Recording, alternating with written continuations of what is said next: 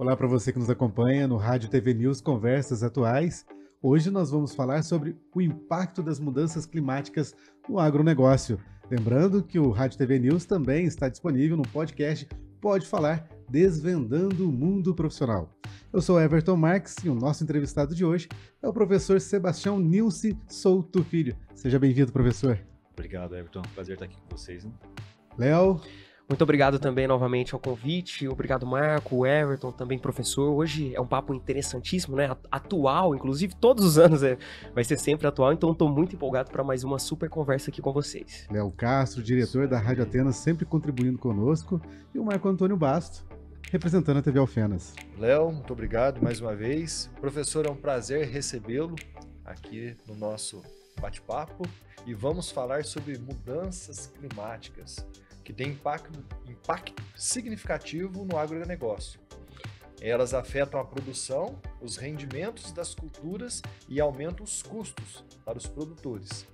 Estratégias de adaptação incluem investir em tecnologias sustentáveis e diversificar culturas. Perfeito, Marco, muito obrigado. E para apresentar um pouco melhor o professor Sebastião, para quem não o conhece, o professor Sebastião, ele é formado em agronomia, com mestrado e doutorado em sistemas de produção. É professor universitário em diversas áreas, né, professor, em diversos cursos aqui da Unifenas, e principalmente no que tem mais a ver com o nosso tema, que é a agronomia. E um detalhe, pessoal, o professor Sebastião, ele tem uma vivência muito diferenciada, porque ele não é da nossa região, ele não é do sul de Minas, né, professor? O senhor vem do Mato Grosso do Sul. Eu estou aqui há 4 anos, né, mas eu fui praticamente criado toda a minha vida lá no Mato Grosso do Sul. O clima é bem diferente dessa região aqui, viu? De vocês, um clima mais ameno, muito mais gostoso, até as culturas se desenvolvem melhor aqui. Para nós lá, esse é até um grande desafio, esse aumento de temperatura, porque já tem temperaturas mais elevadas. Então, com o aumento de temperatura, então, por mais que tenham algumas plantas que elas estão adaptadas ali, e as plantas acabam sofrendo, né? Então tem que ter alguns manejos diferenciados, algumas técnicas para poder minimizar esse problema, né? Sim. Essas mudanças climáticas, professor, que nós tanto acompanhamos, elas têm mesmo afetado de forma muito bruta a agricultura? O Everton, a mudança climática afeta todo o ciclo de cultivo. Desde a parte de você ter uma cultura que ela pode atingir uma colheita de forma mais precoce, então mudando todo um planejamento dentro de uma propriedade. O ataque de pragas, com o aumento de temperatura, e principalmente se tiver a umidade também, então o incidência de pragas fica mais intenso, porque elas têm condições mais ideais para desenvolver. Então você tem mais ataques de praga ao longo do ciclo da cultura, tem a maior incidência também de algumas situações de fungo também. Então você muda todo o ambiente ali para o desenvolvimento da planta. Então, o produtor ele tem que se adequar de acordo com as mudanças climáticas também. Professor, a gente sabe que clima frio afeta e a temperatura alta afeta muito mais. E como que essas altas temperaturas têm refletido no campo? Olha, as culturas, elas têm uma determinada tolerância, né, temperatura ideal, assim como nós também. Eu sempre falo para meus alunos, olha, quando eu cheguei aqui, eu não tirava a blusa de dentro do carro. O pessoal me via com uma blusa gigantesca que parecia um esquimó, né? E o pessoal com camiseta, ou então até de short, assim, e eu morrendo de frio. Porque para mim é comum pegar 36, 38 graus, eventualmente 40, né? E quando eu vim para um clima um pouco mais ameno, ali com 23 graus já sentia frio. Eu falo para eles que as plantas são a mesma situação.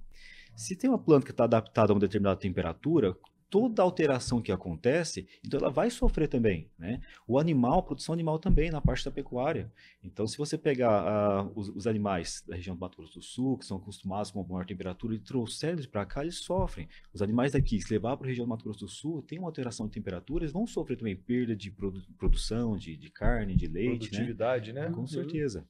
Então, as plantas é a mesma situação. Então, por isso que o melhoramento genético ele é importante para fazer um estudo de cada uma das regiões, quais são as necessidades, como é que está a parte climática, e criar indivíduos que são resistentes ou tolerantes, ou mais adaptados para aquela região. O desafio é prever a mudança climática. Então, tem que ser feito um acompanhamento com estações meteorológicas, um estudo. Já são feitos um monitoramento climático da seguinte forma. Normalmente, nos últimos 30 anos, pega a média das temperaturas, média da máxima temperatura e mínima, e faz uma normal climatológica. Que você verifica assim, qual que é a próxima tendência, né? Porque um ano nunca é igual ao outro. E por isso que é um desafio para o produtor. E agora, em 2024, esse segundo semestre, qual é essa tendência? Olha, a gente, quando tem um fenômeno El Niño, normalmente, que foi aconteceu do ano passado, de aumento de temperatura, que todo mundo sentiu, aumento global, né? Normalmente ele dura por volta de 2 anos. Não tem como afirmar isso, né? Porque tem vários fatores que influenciam, mas se a gente pegar o histórico, geralmente é isso que acontece, né? Você pode ver que esse ano aqui na região o pessoal não teve muita época de frio, né? Vocês não sentiram. E eu tava bem Teve 4 bem à dias. vontade. Só de Eu frio. tô super tranquilo aqui, eu tô super bem. Mas aí como tem esse fenômeno do El Niño que afetou, que é o aquecimento da água lá no Oceano Pacífico, na linha do Equador, que promoveu esse aumento de temperatura, e é esperado assim que ele vá perdendo a força agora, e a partir de agora já ocorre o monitoramento da temperatura lá no Oceano Pacífico, na linha do Equador de novo. Se por acaso ocorrer o resfriamento muito intenso, a gente sabe que o próximo ano vai ser um ano de laninha. Se não tiver a temperatura um pouco mais neutra ali, então é um ano de neutralidade. Então é assim, a gente sempre, nessa época do ano, a gente monitora qual que é a temperatura no Oceano Pacífico, na linha do Equador. Baixa temperatura, próximo ano de laninha. Aumenta a temperatura, El Niño. Então, tem uma temperatura média ali, a gente consegue ter um ano de neutralidade. Então, a gente consegue fazer algumas previsões, né? Só que é sempre assim, com umas previsões, a gente precisa realmente de um investimento para poder conseguir sempre ser mais assertivo, né? Com certeza. Professor, a gente sempre escutou dos mais velhos, né, que existiam as estações mais bem definidas. Olha, a época que chove muito, a época que chove pouco, se planta isso, se planta aquilo, se colhe aquilo. Hoje em dia está um pouco bagunçado. E a gente sabe que falta de chuva ocasiona baixa produtividade. Como que a gente está falando do calor em excesso, mas como que a falta de água também afeta na produtividade? Eu até achei engraçado que você falou assim, o pessoal mais antigo, com mais experiência, porque isso mesmo eu falo para os meus alunos isso, né? Quando eu era pequeno, era dessa forma. Então, eu me incluo, né, porque eu me lembro quando tinha algumas chuvas, eram chuvas regionalizadas, né? Choveu na minha cidade, que é Paranaíba, no Mato Grosso do Sul, chovia nas cidades vizinhas, né? Aparecido Taboado, próximo de estado de São Paulo. Então, tinha algumas chuvas que vinham do estado de São Paulo, então a gente sabia, ó, tá chovendo para lá, vai chover aqui também. Então tinha uma certa tendência, né? Isso na década de 90. Hoje, então, já não tem muito essa forma essa tendência, que ocorreu diversas alterações. Porém, a gente não consegue quantificar, mas tem uma certa forma de prever, ou então, por exemplo, infelizmente aconteceu as enchentes no Rio Grande do Sul, né? E as chuvas mais intensas lá já eram previstas. Então, quando teve o fenômeno, foi definido, nós estamos no El Niño. Então, nós sabíamos que ia aumentar a chuva no Rio Grande do Sul. Só que não tinha como prever assim o quanto iria aumentar. Aquele aguaceiro todo, né? Com certeza. O que acontece quando você perguntou sobre como é que as culturas afetadas, né? São Pela afetadas, falta d'água. Elas é mais ou menos assim. Todos os dias a gente tem que tomar uma quantidade de água por dia. Então a gente sabe que todos os dias a gente necessita dessa quantidade de água para o nosso organismo funcionar bem, os rins, né, todas as nossas células. E se por um acaso um dia que você toma menos água, então o teu corpo ele acaba sentindo. No outro dia você acaba tomando um pouquinho de água. Quando tem essa instabilidade, né, do clima, então as culturas que já estão adaptadas para aquela região começam a sofrer na parte da produção, porque ela tem uma determinada quantidade de água que ela necessita, e se for, por um acaso, um pouco mais regrado, sofrer um estresse hídrico, afeta na produtividade, né? E isso em maioria das culturas. Um exemplo que eu falo até para o pessoal, para ficar bem nítido isso, é o pessoal até da adaptação da cultura ao ambiente ali durante o plantio de cana. Lá no estado de São Paulo, quando eles fazem o plantio de cana durante o período de setembro, outubro, novembro, dezembro, essa cana ainda pega bastante água ali, porque vai entrar o verão, né? Essa cana, provavelmente, da maioria que a gente vê lá na produção, ela sente mais do que a cana plantada em fevereiro, março e abril, no final do período das chuvas. Porque ela recebeu um boom muito grande, que criou vigor, então ela se desenvolveu e vai passar por um período de estresse hídrico. Então, e a planta que recebeu menor estresse hídrico, menor quantidade de água, ela se desenvolveu menos. Então, quando tem a escassez, já está adaptada àquele período de falta de água ali, ela acaba sofrendo um pouco menos. As plantas, então, lógico que tem que ter, cada uma tem sua especificidade, mas tem essa tendência também. Como que é o manejo? O que não pode acontecer? Então, você tem uma boa quantidade de água e, de repente, tem um veranico, que é um período que fica sem chuva. Aí as plantas sentem bastante. Mas se já estão plantas que já bem adaptadas na região, com pouca quantidade de chuva, aí elas conseguem se desenvolver bem. Então, depende muito do tipo de planta e o ambiente, né? E como é que eu manejo. Porém, quando tem essa falta de chuva, tem manejo para poder conseguir resolver esse tipo de problema. Principalmente a tecnologia como a irrigação. Então, a irrigação vem suprir pivô, aspersão, até irrigação localizada, que você tem maior eficiência no uso da água. Então, a gente aprende muito com Israel. Eles são líderes na parte de irrigação e sempre referência. Então, no uso da água, porque eles têm bem escasso lá, então eles aproveitam ao máximo. Então, a gente tem várias técnicas para poder suprir essa falta de água. Sim, e esses animais, os animais com relação à agropecuária, no caso dos alimentos, teve um prejuízo nos alimentos. A agropecuária pode ser também prejudicada se houver um prejuízo na cafeicultura, por exemplo, ou na produção dos alimentos, grãos. A agropecuária acaba sofrendo também?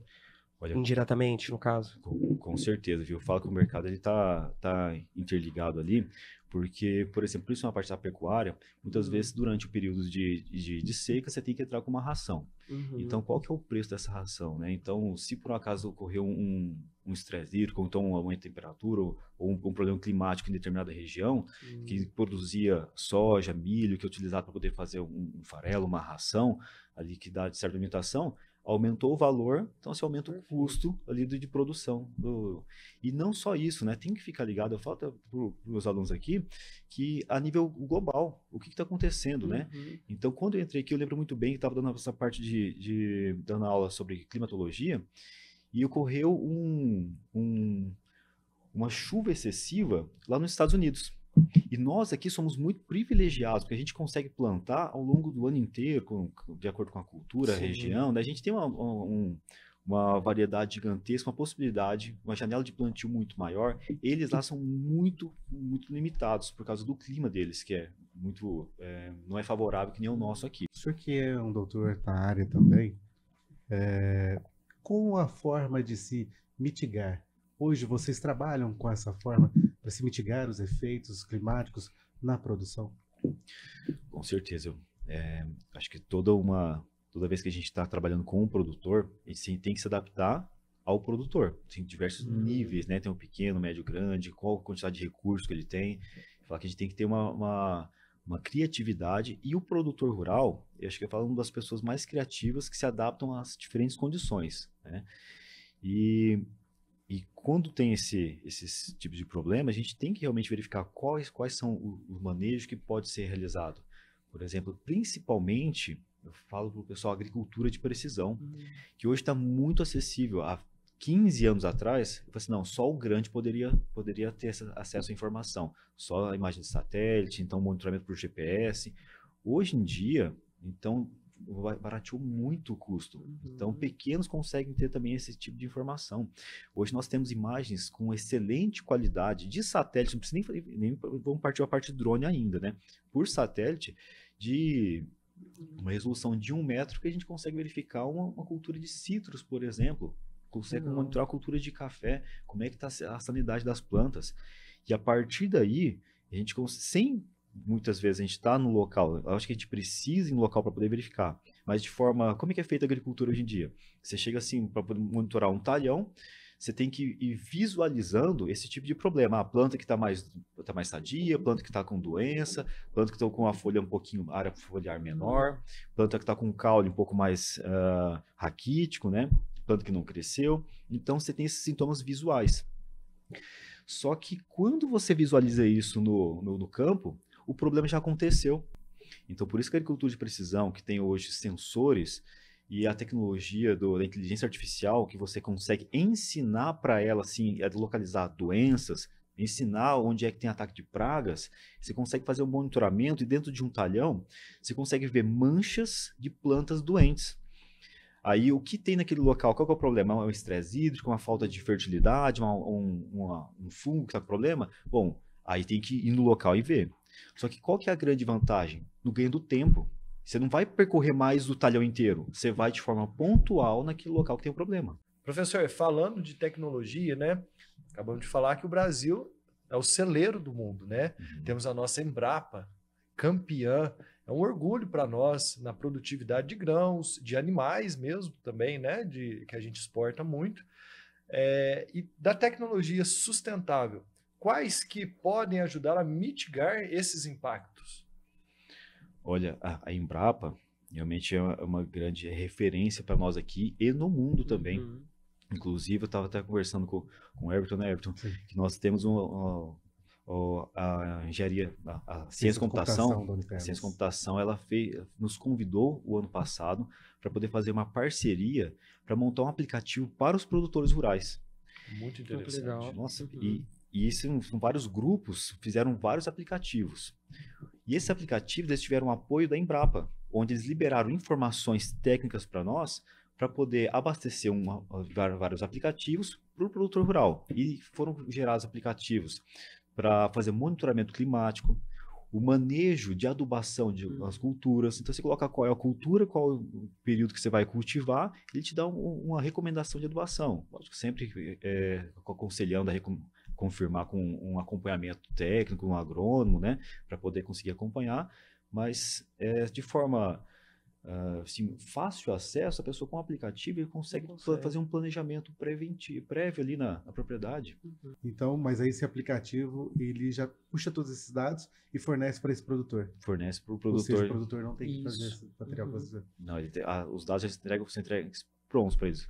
Todos os aplicativos ali, assim, não tem, só tem que preencher a localização, ou a parte de adubação, qual que é a cultura que está sendo trabalhado, e a partir daí o aplicativo sempre entrega de forma bem simples os resultados para o produtor, de forma bem objetivo mesmo. Além da temperatura, também até uma curiosidade minha, um pouco particular, porque aproveitando que o professor é do Mato Grosso do Sul, né? Além da temperatura, existe alguma outra particularidade que você conseguiu ver de diferença de Minas Gerais para as produções do Mato Grosso do Sul? Por exemplo, o solo ou alguma curiosidade mesmo em relação a esses dois tipos de produções? Porque acredito eu que aqui em Minas seja mais café, né? Café e gado.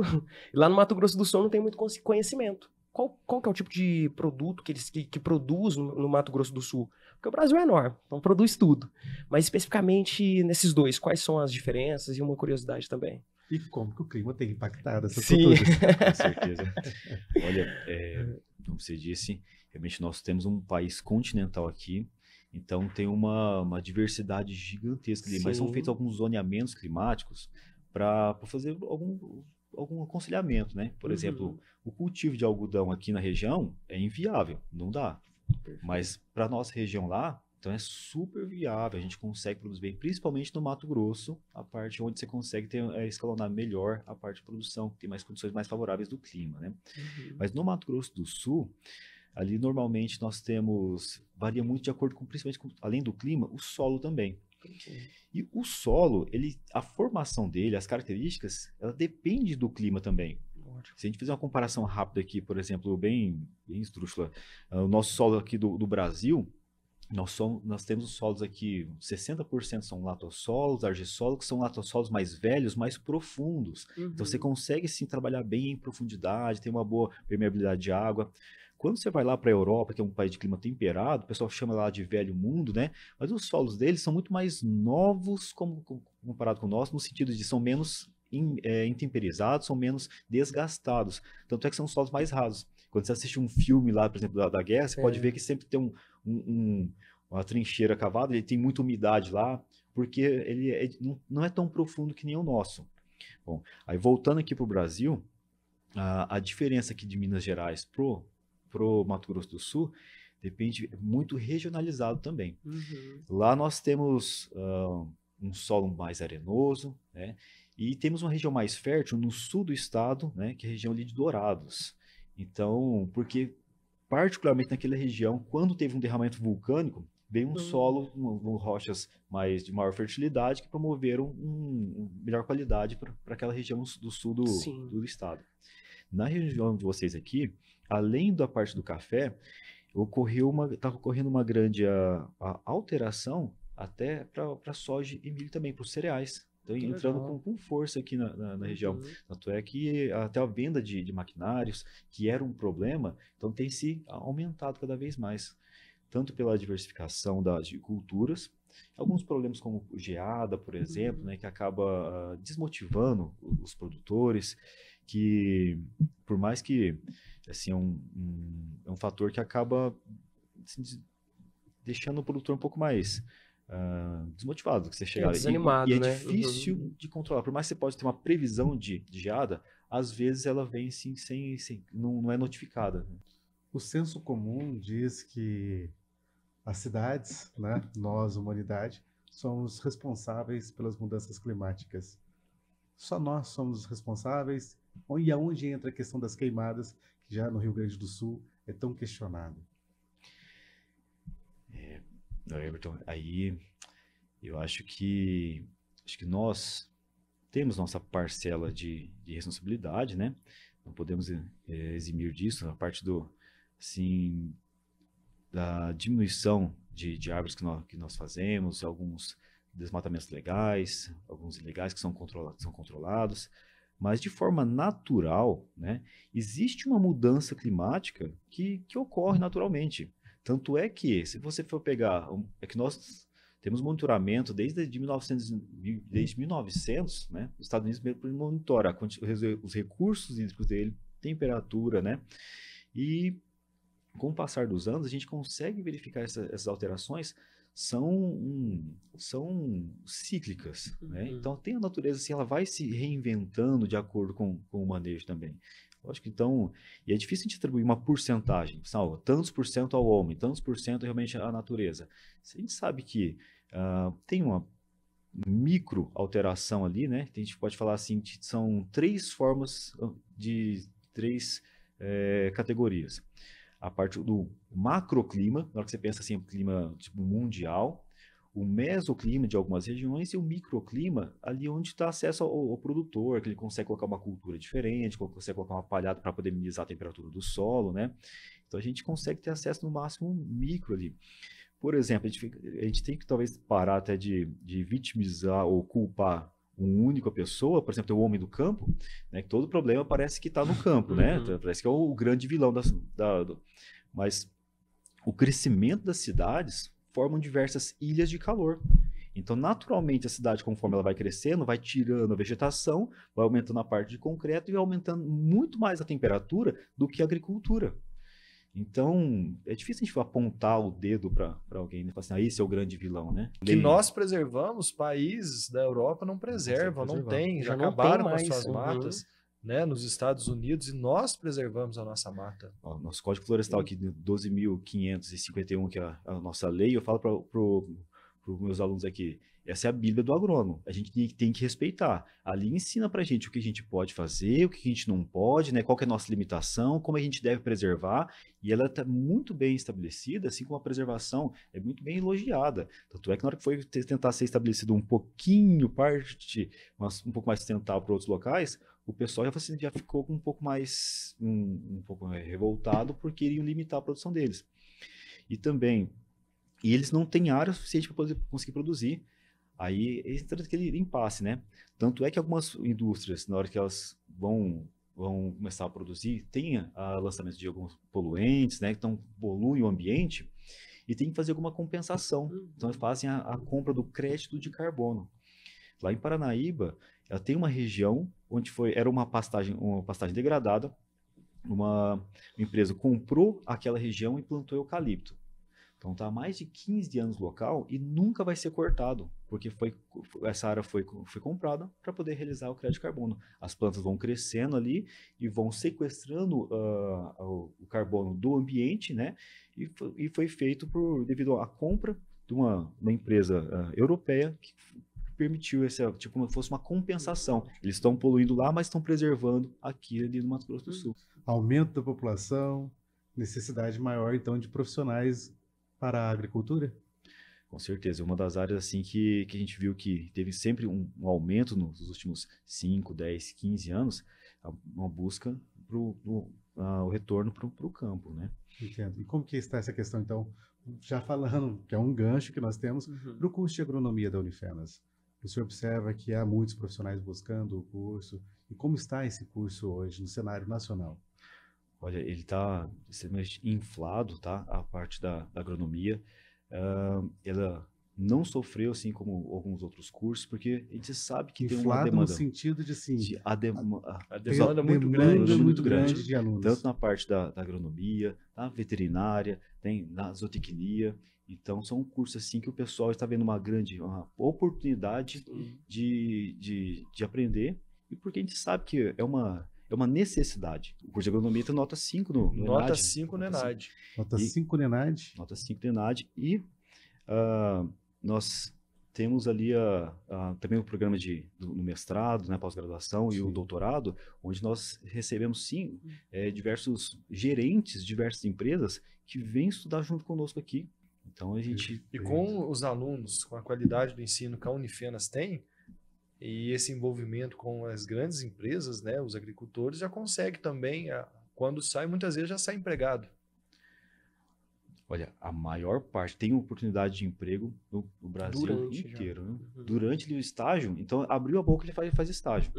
Então, porque nós precisamos, todas as empresas precisam de mão de obra. E o nosso aluno aqui, ele sai capacitado porque ele realmente quer aprender. Ele chega no local e você pode ver que tem um diferencial muito grande, ele vai somar na empresa, né? Então ele leva conhecimento, volta, também aprende, traz de volta, ele conversa com os outros alunos que ele gostou. Então tem essa possibilidade de fazer estágio tanto próximo aqui e alguns estágios também em outras regiões também, né? Temos o egresso no Brasil inteiro, né?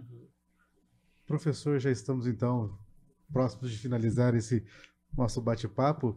E nós gostaríamos, então, de ouvir uma fala sua em relação a perspectivas futuras, né?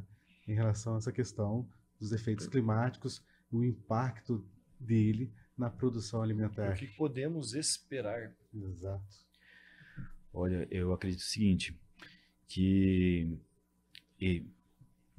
existe uma mudança climática, sim, então é difícil de prever, porém não é impossível lidar com isso. Então, nós temos tecnologia para poder conseguir adequar a nossa produção e temos que fazer uso dela, principalmente a parte da agricultura de precisão para poder conseguir se adequar às mudanças. Porque a mudança climática propriamente dita, a gente não consegue ter controle sobre ela. Mas no microclima, no manejo, no local, na propriedade, o produtor ele tem pleno controle. Então, tem diversas metodologias diversos manejos que ele pode adotar para sempre maximizar e se adequar ao ambiente. Léo? Agradecer as falas do professor, hoje foi muito bacana como sempre, a gente sempre esclarecendo vários pontos importantes, né, para a sociedade e também sobre a Unifenas. Então, obrigado Marco, obrigado Everton, obrigado professor, valeu. Marco Antônio Bastos. Professor, foi um prazer recebê-lo aqui, o podcast está de portas abertas, quando tiver algum assunto, alguma coisa que queira compartilhar conosco, estaremos, né, Everton, para recebê-lo, né, alunos, podem contar conosco. Léo, mais uma vez, muito obrigado. E vocês que quiserem conhecer um pouco mais sobre o curso de agronomia, tem um site da Unifenas, www.unifenas.br. Tem as redes sociais da Unifenas, @Unifenas, e também as redes sociais da TV Alfenas, @TV Alfenas, Instagram, Facebook e YouTube. Perfeito. Esse podcast estará em breve também no YouTube da Unifenas. E não podemos esquecer da Rádio Atenas, Rádio Atenas. com as redes sociais da Rádio Atenas, Isso, Léo. a Rádio Atenas está fácil para poder você achar. Pesquisar em qualquer lugar vai aparecer, mas também no Instagram, @RádioAtenasFM, no site www.atenasfm.com.br. Acompanha a gente lá também. E como nós falamos nesse finalzinho um pouquinho sobre o curso de agronomia, talvez alguém esteja interessado, então nós podemos dizer, né, professor, que existe uma turma integral e noturno, né? Sendo 8 semestres no integral e 9 semestres no noturno, correto? Positivo, viu? Então, nós temos alunos ali, geralmente o integral são alunos um pouco mais novos, e no noturno, o pessoal que geralmente trabalha durante a manhã e vem fazer aula conosco aqui. Então, perfeito. Para você que se interessou, né, não só pelo assunto climático, mas também, de repente, pelo curso de agronomia da Unifenas, aqui é possível fazer uma visita guiada. Basta simplesmente agendar com a coordenação do curso. Então, este foi mais um podcast Pode Falar, desvendando o mundo profissional, juntamente com Rádio TV News, Conversas Atuais. Muito obrigado a todos que participaram conosco. Agradeço. Valeu.